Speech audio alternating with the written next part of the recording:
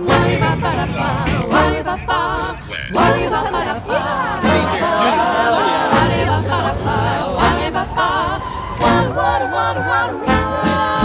it worth it?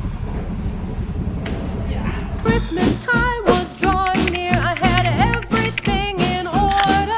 Hi guys, so welcome back to the channel. I'm Morgan, an online fitness coach, doctor, and content creator, and just recently an NYC marathon finisher. Ever since I got into running last year, it has always been one of my biggest dreams to run all 6 world major marathons, because it's a good way to keep yourself challenged, because it's a good way to see the world and, you know, stay fit while doing it, because like training for a marathon is no joke. We've always planned to have our honeymoon there, but since we got into running last year, we thought that it would be perfect if we plan it around the time of the marathon. So it's like hitting 2 birds with 1 stone. Gosh, I'm still so overwhelmed by the experience, honestly. It was the best. It was really everything I dreamed of and more. So the 6 world major marathons are organized by Abbott, and there are multiple ways to qualify or to participate in those races. So those 6 races are Chicago, Boston, New York, Berlin, London, and Tokyo. And then just recently, they added the 7th world major, which is Sydney. I'm not sure how they're gonna package that, but I think they're gonna have a separate medal for those who want to go for the newer marathons. I think aside from Sydney, they also plan to add Cape Town and Shanghai, I think. Anyway, so for our case, we qualified for NYC through, well, actually we didn't really qualify. We joined, or we got our bibs or slots through a tour operator. So they're called ARS Dream. They offer limited slots every year. So basically, you buy their package, which already includes lodging for 3 days. And then what we did was we just added like a couple of days before and after to extend their trip a bit. That's all that comes with it. So just the lodging and the bib or the race kit. But the flight and everything else you have to pay for. Actually, what's funny is that when I signed up for New York last year, around December, I haven't even ran a marathon yet. So my first marathon was in Feb that same year, so just this Feb. I wasn't even sure if I was capable of running a full marathon, but of course I was training for it. I just really wanted to run New York, that like I just had to have the faith that I would survive both marathons. So basically, my first marathon in Feb was the TBR marathon, and my goal there was really just to finish. I didn't have strict time goals. Of course, I wanted to finish as fast as I could, but I didn't have okay, I have to do this in this amount of time. But for New York, admittedly, I was a bit more competitive because I kind of knew that my body could handle a marathon training block and it could run this far. So of course I wanted to sort of have like a goal to chase, which also would dictate how I would train for 16 weeks. Training for the marathon was really tough because I had a 9-to-5 job in corporate pharma. Aside from that, I also was doing coaching, online coaching. So after my job, I would meet clients, and of course also my weekends were also booked because of that. Then I would also do content creation on the side, and guys, that's not easy, like filming, thinking of concepts, editing. Like I felt like I was really booked. Like if I was not running, I would be working on something. So that's how the past 4 months felt for me. Technically speaking, I followed a 16-week plan. So I started sometime in July, like after my birthday. My birthday was July 16. I think that was my first week of training. And so I gradually built up my mileage week on week. Admittedly, this was the most challenging training block of my life because I had to build up my mileage up to the 70s to 80 km. While doing that, you also have to make sure that you stay healthy or you're injury-free or you don't accumulate niggles and pains. They say that it's quite impossible when you're training for a marathon, but thankfully for me, I did not have to nurse anything while I was training for the marathon. And I feel like aside from strength and conditioning, what really helped was my regular, like honestly, I would really go weekly 2 kg recovery. So the release, the full body release really helped me recover fast so that after my long run, I could immediately take on the heavy or the harder workouts early in the week. One thing I'm also really proud of is that I did all of of my long runs alone, except I think for 1 to 2. Looking back, my God, how did I survive that? Like 32K, 34K on my own, just pushing myself, waking up early, bringing myself to train in different places. During my long runs, I would really look for a route that would have elevation to mimic the route of New York. So I would usually do them in UP or in Alabang, in Philinvest area. Wow, I survived that. I did that. I also didn't know what I was thinking at that time, because right now, if you would ask me to run on my own, like, I wouldn't be able to imagine how you'd get me to do that right now. When you have a goal or when you have a race scheduled, you're really like a different beast. Like, you're just motivated. You just show up for yourself consistently without having a lot of excuses like you would normally have. Basically have 4 to 6 runs per week. And I think I started with a mileage of around 40. I would build that up to 70 to 80, but I would have deload weeks every 4 weeks. So during my deload weeks, I would reduce my mileage into half, or like around 20s to 30s. And then I would also go to the gym for strength training for 2 times. That's like a non-negotiable. Actually, 2 times is the bare minimum. And then I would have 1 session at kg recovery per week. So that would be either a full body release or just lower body. And what's so interesting is that I was even able to squeeze in a high rock side quest in September. So that was like 4 weeks into training, and I had like 12 weeks to go after the high rock swing.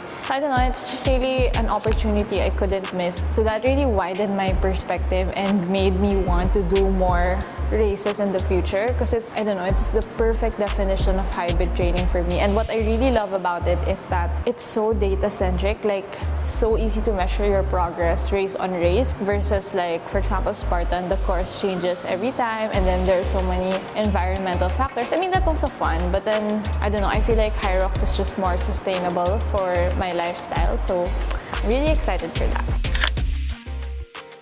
So for easy runs, I would use the Brooks Ghost Max and sometimes my Hoka Mac X. So I know that this is more for speed, or like it's a super trainer, but I don't know, I feel like it lost its power because I really overused it so many times in my previous blocks. So I just use it for easy runs. For speed and tempo workouts, I've been using the Takumi Sen 10. So I like it. It's very light. It's perfect for intervals, but there's just something off with the lacing situation that it always unties itself. So I wanted to look for a more dependable speed trainer. So I got the Endorphin Speed 3.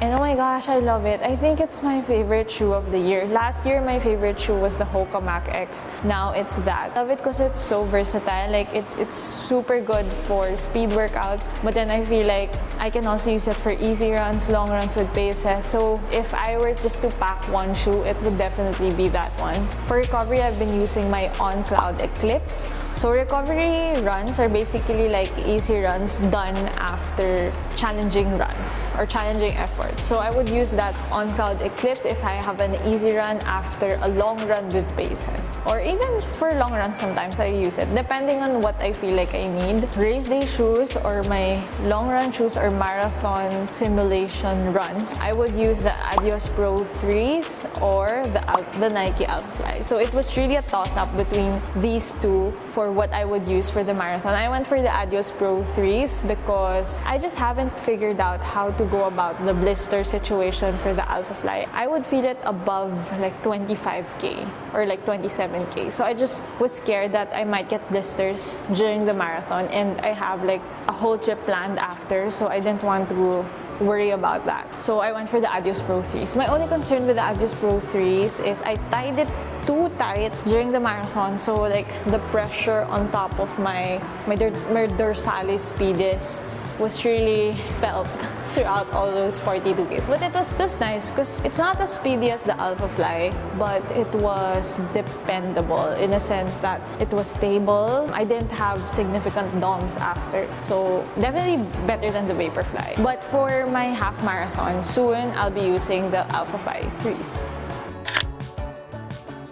Okay, now let's get into the trip itself. So we flew in to New York. I think our flight was October 31. The race was November 3. So we got to New York. It was still October 31, almost midnight. And yeah, we had a layover at Japan, Haneda Airport. That was so nice. So the flight was so smooth. Like, actually, we didn't really feel the length that much because we were just sleeping, watching, mostly sleeping. So we feel like we were super well rested. My only tip when you're going on long flights, especially if you have a race after, wear compression socks. So to keep the blood from pooling in your lower body so that your venous return will go back to your heart and you won't feel edematous or swollen. When we landed to New York, it was midnight of October 31. We just slept, and then the next day we joined the Runna Shakeout. So that was nice because I got to see a lot of running personalities that I follow. So yeah, that was just like 3K around Central Park, and then we immediately got back to our hotel to meet my best friend, Micaela, who flew all the way from Canada just to watch and support us for the marathon. She also volunteered. And then after that, we headed straight into the expo to get our bibs. So that was also fun.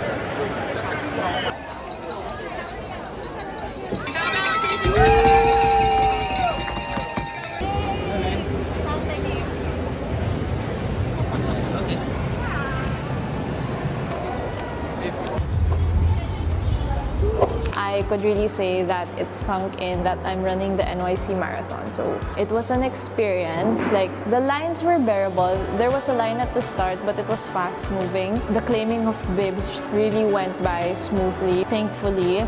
But we still did accumulate a lot of steps that day. So I think it's because we were still figuring out the subway situation and just basically navigating around New York. So there's that. And then after that, so we just headed home and then freshened up a bit and then went to watch a Broadway show. And what was really hard for me was getting in my carbs. So I didn't expect that it would be so challenging when you're traveling because I'm usually able to nail my carb load for the races that I have to carb load in here in Manila. So like, okay, so I wasn't really super scared about that. But when we got into New York, like, it was so hard for me to eat because we're just basically on the go all the time. So I feel like that's something I regret, or that's something that I could have worked on more. Okay, so the next day we were more intentional, like staying off our feet. So what we did was just to drop our bags, because in New York you have to drop your bag a day before the marathon, and then they ship it all the way to the finish line, and then you can just pick it up after the race. But the bag drop-off is also just in Central Park. Ito yung New York sa...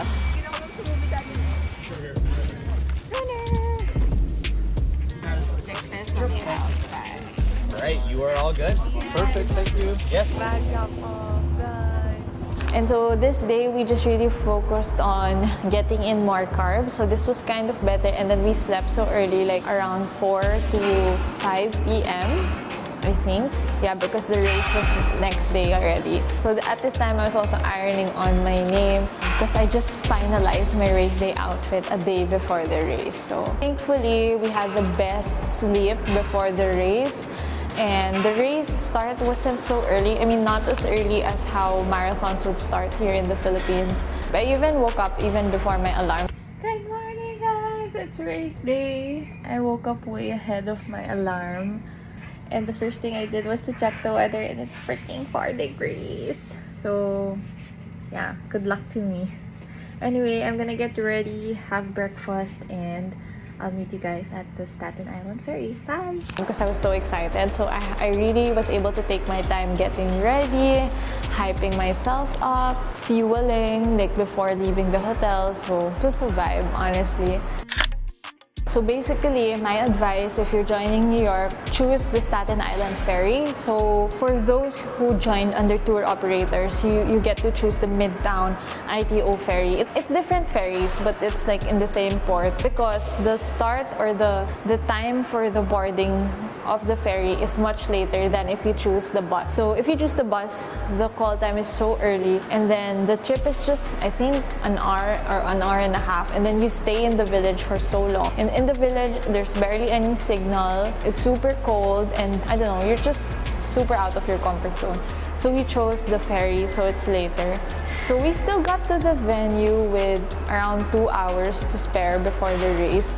So that's long enough. I mean, I can't imagine those who arrived so much earlier. So, and then when we got to the ferry, that was around a 30-minute ride, and then we had to ride the bus, which was around 40 minutes or 30 minutes. And we finally got to Staten Island, and the vibes in the race village was great. Like, everyone was just cold and wrapped up with so many layers. They were also giving out free bagels, free coffee, but we didn't line up for this anymore because we were really trying to stay off of our feet. But despite that, we still accumulated 5K steps before even stepping on the starting line. Stay warm in the start village. There's no such thing as being OA with your layers because you can easily just discard them in the donation bins. It's helpful if you bring your own fuel so you can just chill. Oh, what really helped also was we brought like a mat that we can lie down on. So just get the cheap picnic mat. Another thing that super helped are the hot hands warmers. So I don't know, for some reason, when you keep your hands warm, like the rest of your body thermoregulation like just follows. And then there are portalets in the coral itself, so you can leave your last pee session before hopping onto the start line. And then there are also donation bins in the coral, so you might just want to leave your layers on until you get to the coral. So basically, you have to be in your coral around 30 minutes before your gun starts. So just stay there, soak in the vibes, set your watch, make sure that your GPS is ready. We ran at the third wave of the orange or blue corals. What we didn't know was that they're not super strict with the corals. They're strict with the waves, but not the corals. So if you can just tell the marshals that you want to run together, so you're basically just gonna follow the later wave and the later coral. Luckily, the coral that we ran in was the one that goes on top of the Verrazano Bridge. So some other corals, kasi like I think the pink one goes under it. The scenery is different. Of course, the distance covered would still be the same. But yeah, I think one of my favorite parts was really the start, the Verrazano Bridge, because you would hear the New York of Frank Sinatra play. This is it! Woo! Starting in exactly 4 minutes. Runners in this wave, you'll hear the man on your mark. We got Sheldon 10. Here comes our Canadian winner. And then, like, I don't know, it really made me cry. Huh? Italian runners, welcome for the Yeah, it's finally happening. I couldn't focus on anything else but just soaking in everything that, oh my God, I'm actually here. I'm actually running the NYC Marathon, a dream I just had. Oh my gosh, it's giving me goosebumps, honestly. And I really did my best to like take a lot of pictures that would hopefully stay in my head with my eyes. So I don't know if that makes sense, but yeah, it was really an experience as in, and then everyone was just cheering for you, the marshals, everyone was smiling.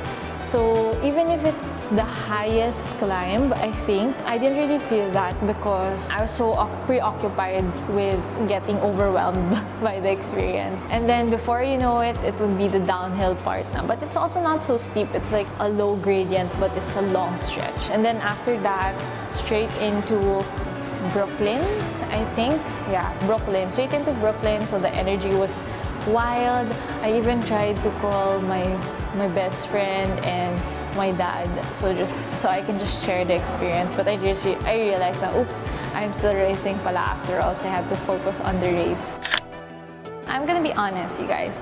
My goal was really to run the NYC Marathon, anywhere from 4 minutes to 4:15.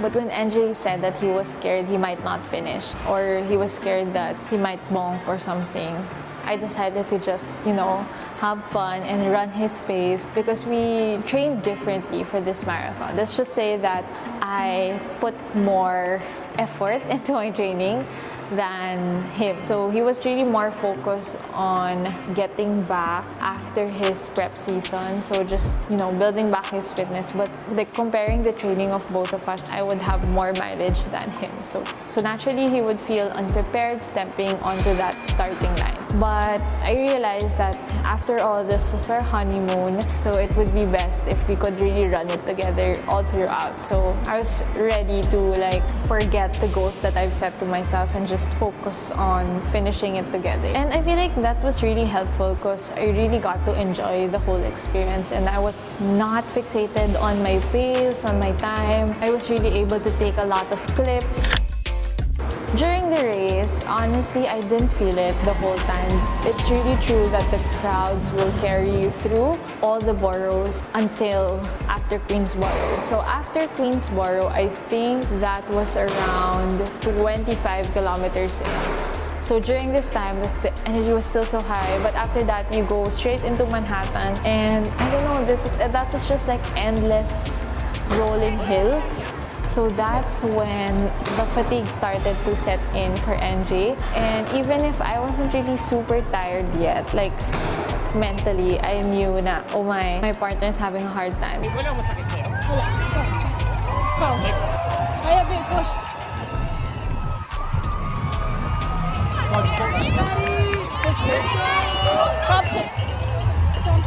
So that kind of affected my rhythm. So I was more conscious of my form, my breathing, my cadence, and my pace. So my goal was to maintain whatever pace we had now, just so we could finish it as fast as possible, and she could rest.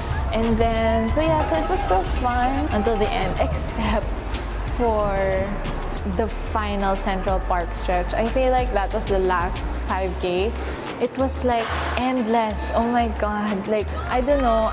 We really tried to stick to the blue line, but we still ended up running like 43 plus km. So the last 5K was basically the road around the perimeter of Central Park, and then at some point you will turn right into Central Park, and then there are a couple of hills there before you reach the finish line. Basically, it was starting to frustrate me that it was already 42.2 on my watch, but the finish line was nowhere to be found. Like, I wasn't seeing the flags yet, and like it was all hills. So yeah, it was kind of mental the last few kilometers and meters, but nonetheless, we still had the best finish line experience. There were like grandstands with supporters, there were huge LED screens, and it was still a strong finish, I would say. I just wish that I trained, or like I mentally conditioned myself for that also, na the race might be longer than you think, so you also have to have that mental power to push through. Finish line. NYPD.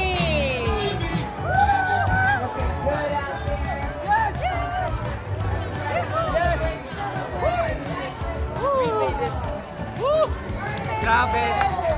That was a struggle, grabe. We made it. We made it live. Okay, so after crossing the finish line, the marathon was not yet over. We still had to walk around 3 to 4 or 5K to get out of the race village itself. So actually, after crossing the finish line, they will give you a poncho and like a recovery kit.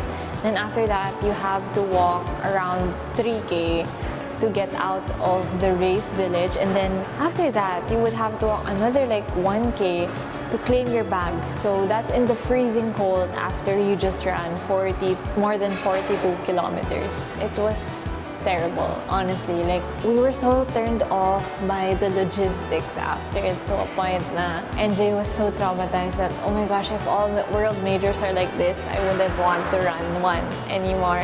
And I was so scared because like we had 5 or 6 more majors to run. But thankfully, I think it's really just New York that has weird logistics. After we got the bags that we checked in, that was another problem, because it was so hard to book an Uber because most roads were still closed because the marathon was still ongoing. So our only options were, I think, the subway and an an option that we did not expect, which was the pedicab. A really expensive pedicab, as in to get from Central Park to our place was, I think, $180 or $200, something like that. It was so bad, but then we realized it was worth it because NJ just really needed to get home and recover because he was really limping after because of cold. I think because he ran a pace that was still too fast for him. He was really having DOMS and almost cramps. Not naman super cramps, but like he was starting to feel it. It really helped him not have cramps were the cramp fix shots of Nutrition Depot. So that was really so instant. It helped him avoid like full-blown cramps. So anyway, so we got home and then after that, we thought we'd still be able to eat, but we just had protein shake, ate leftovers a bit, and then slept. When we woke up, we thought that we would still need a full day to recover, but thankfully, like around after lunch, we were already able to tour and go around New York. So we prioritized buying the NY Times newspaper. So if you finish the marathon in under 4 hours, 44 minutes, your name will be included in the issue of NY Times the next day. And then we were supposed to have our medals engraved, but the lines were so long, so we just skipped that. And then we were basically just going around eating out different food stops. We went to Times Square too, and then we randomly saw a photographer there. And since it was like Medal Monday, everyone else was still wearing out their medals, so we were also wearing out ours. And so we had like a mini photo shoot at Times Square. That was so fun. And then, yeah, we ended the night early. And then the next day, because that was November 4, so we just basically had 2 more days to tour around before it was time to go home. So we really maximized that. I made sure to try out the top food spot recos because I'm a foodie.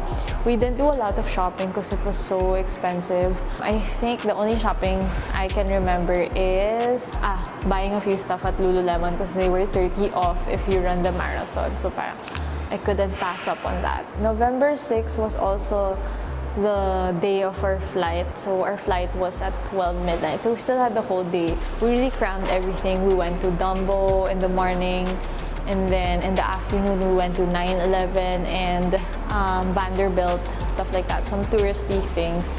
And yeah, so that was basically it.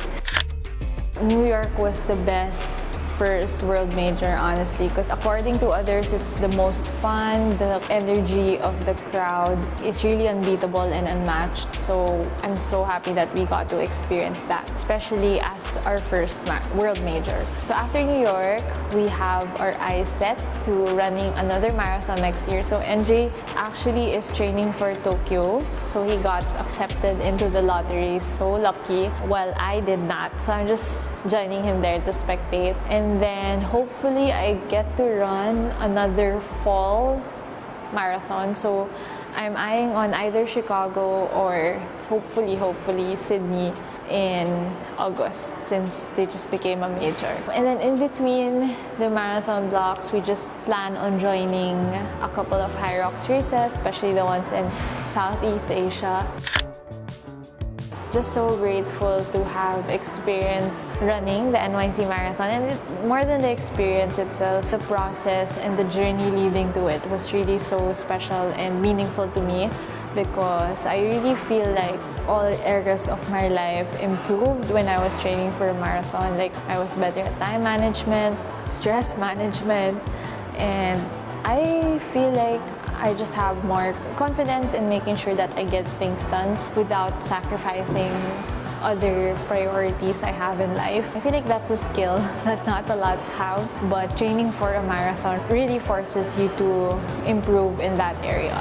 Yeah, so thank you so much for sticking around and being a part of this journey. So admittedly, I wasn't as consistent as I wanted to be. Supposedly, my plan was to release vlogs every week, but I wasn't really able to keep up because of my work schedule. Like a lot really happens especially in November and October, the last 2 months leading to the marathon. So of course I had to prioritize my well-being. And now I'm ready because I actually offloaded some priorities on my plate, so I have more time now, and I'm really planning to be more consistent with posting here on YouTube and sharing my journey in the next few months, and of course in 2025. This is really my goal, to stay consistent with posting content here in my YouTube channel. See you at the next episode and wish me luck. Bye!